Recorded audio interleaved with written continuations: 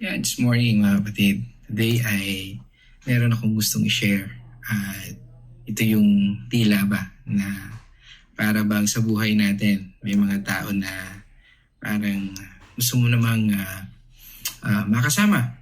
Pero alam mo minsan talagang ang hirap mag-decide kung sino ang dapat nating panatilihin sa buhay natin. No?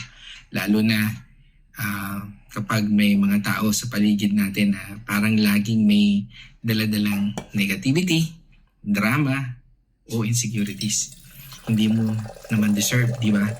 Yung tipong kahit anong gawin mo, parang lagi kang nauubusan ng energy kasi ang bigat ng presensya nila o sabihin na natin, ang bigat kasama. Pero friend, tandaan mo, sabi nga, choosing to stay away from people who ruin your life isn't about being harsh. No, it's about self-love. Kasi di ba, life is too short para pilitin mong magstay sa mga taong hindi ka naman nire-respeto. O sometimes, ginagaslight ka. O pinararamdam sa'yo na hindi ka enough. Minsan, kahit pamilya pa man yan o matagal ng kaibigan. Kailangan mong mag-set ng boundaries. Ibig sabihin na hindi po ibig sabihin nito na masama kang tao. It means pinoprotektahan mo lang yung peace of mind at happiness mo. Sabi nga, surround yourself with people who inspire you to grow. Hindi yung parang hila-hila ka pababa. No?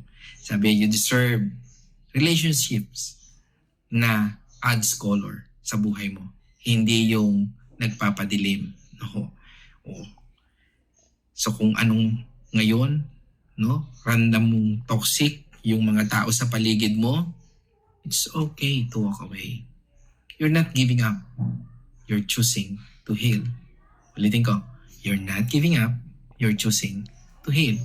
Kung may mga tao sa buhay mo na parang torn sa side mo, yung laging negative, toxic, o sinisira yung peace at spiritual growth mo, the Bible give us clear wisdom. Sabi nga sa atin ng Proverbs, no, 22, verse 24 and 25. Sabi dito sa 24, do not even associate with a man given to any outbursts or go along with a hot-tempered man. Dito naman sa verse 25 sabi, or you will learn his undisciplined ways and get yourself trapped.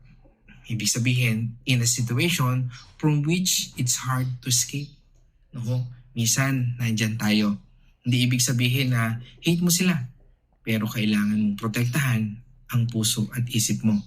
Sabi nga sa atin ng Philippians 4 verse 7, no? Sabi natin, and the peace of God, no?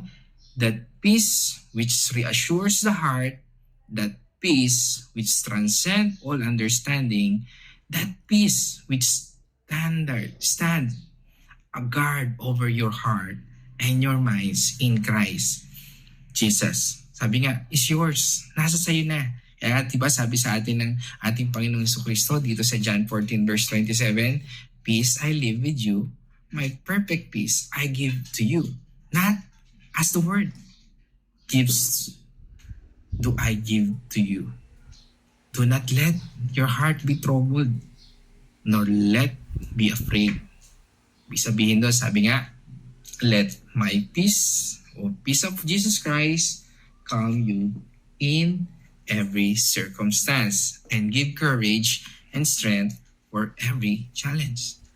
Ang ating Panginoong Hesus mismo, minsan umiiwas siya sa mga taong ayaw makinig o naninira sa Kanya. Diba? Sa Matthew 10 verse 14, sabi niya, whoever does not welcome you nor listen to your message as you leave that house or city, shake the dust of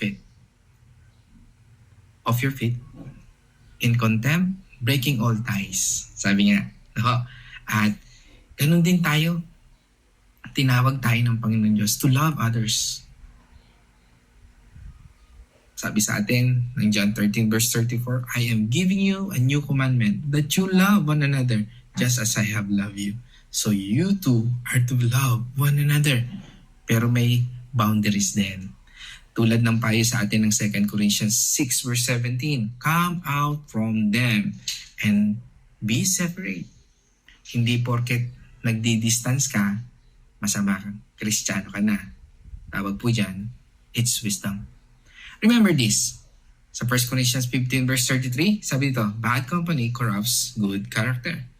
Kung palagi kang nakikisama sa mga taong sinisira ang purpose mo, baka mahila ka pababa. Pray for them. Pero huwag mong hayaan na ikaw ang masira.